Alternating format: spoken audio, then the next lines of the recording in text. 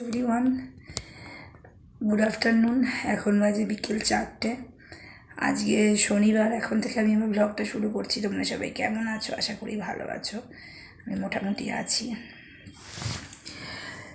মন খুব খারাপ।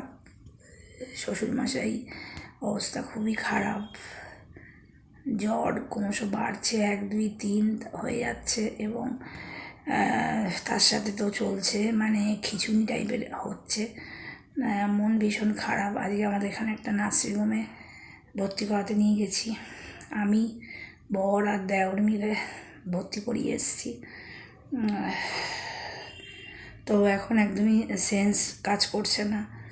ওই স্যালাইন দিয়েছে, তারপরে অক্সিজেন মাস্ক দিয়েছে, এগুলো দিয়ে আছে। ভর্তি করিয়ে এলাম। তো মন মেজাজটা একদমই ভালো না, ঠিক আছে? তো একদম ঝিমিয়ে আছে। এগুলো কথা।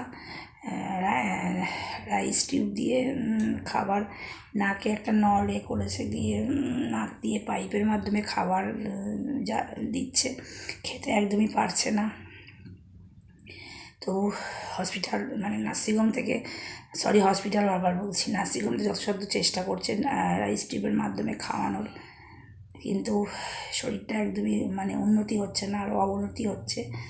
তো ভিডিও করার মতো মানসিকতা ছিল না, তো ওই জন্য ভিডিও করিনি।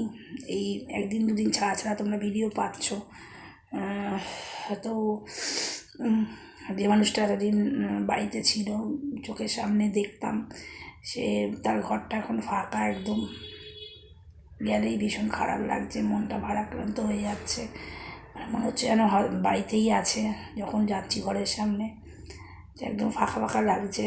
হসপিটালে দেওয়ার মতো পরিস্থিতি তৈরি হয়েছিল, তাই হসপিটালে দেওয়া হয়েছে। মানে ডাক্তার বলছিল যদি এটা মানে বাড়িতে রাখা হয় তাহলে এটা সেপ্টিসিমিয়া হয়ে যাবে, যেহেতু পেচ্ছাপের ইনফেকশান থেকে এই ইনফেকশানটা সারা বডিতে ছড়িয়ে যাচ্ছে। মানে রক্তটা ইনফেকশান হয়ে যাচ্ছে, বা সারা শরীরে রক্তটা গিয়ে সেটা পুরো ইনফেকশানটাকে ছড়িয়ে দিচ্ছে, যার জন্য গায়ে লাল লাল স্পট হয়ে গিয়ে সেগুলো ঘায়ের মতো হয়ে যাচ্ছে। এই হলো কথা। বাড়িতে যদি রাখা হয় খুব রিস্ক, মানে ওইটা আরও স্প্রেড করে যাচ্ছে, মানে এইটা ইনফেকশানটা আরও স্প্রেড করে যাচ্ছে।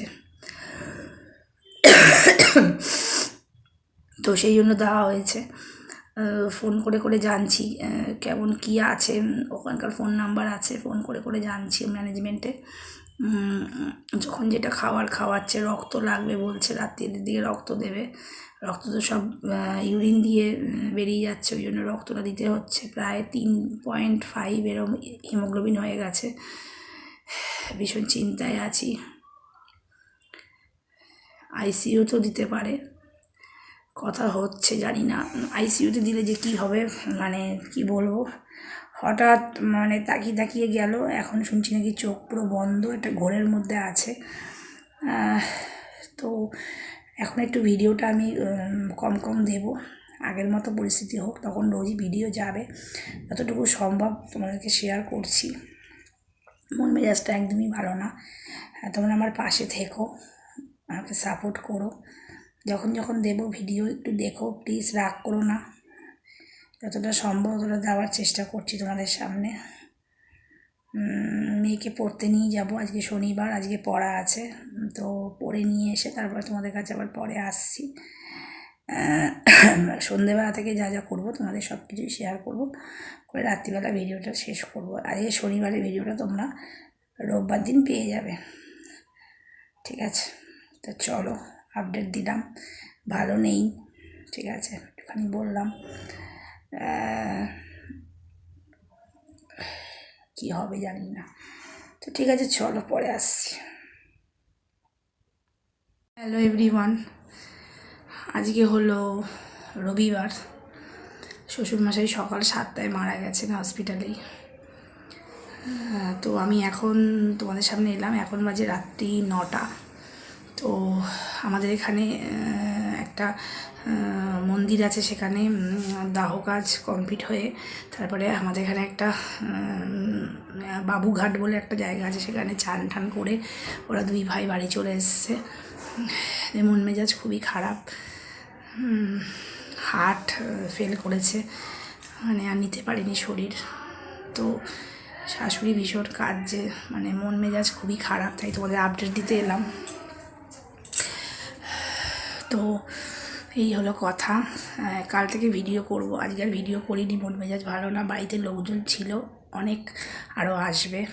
তো এই হলো কথা। এখন শাশুড়ির ওপরে যাব। মেয়েরা তো আতপ চালের ভাত খাচ্ছে নিরামিষ, আর আমরা ফল খাবো। এখন 4 দিন ফল খাবো, 4 দিন পরে একবেলা হবিষ্যি, একবেলা ফল, এইভাবে খেতে হবে। তো এই হলো কথা। বাচ্চাদের ক্ষেত্রে আতপ চাল খাচ্ছে রাতে, কিন্তু আমরা কেউ খেতে পারবো না। 4 দিনের পর একবেলা ফল আর একবেলা হবিষ্যি। তো এখন শাশুড়ির ওপরে যাচ্ছি, খেয়ে দিয়ে তারপরে নিচে এসে শোবো। এই হলো কথা। যার যখন সময় হবে তাকে চলে যেতে হবে, তাকে তো ধরে রাখতে পারবো না। একদম মন মেজাজ ভালো না, তোমাদের আপডেটটা দিতে এলাম।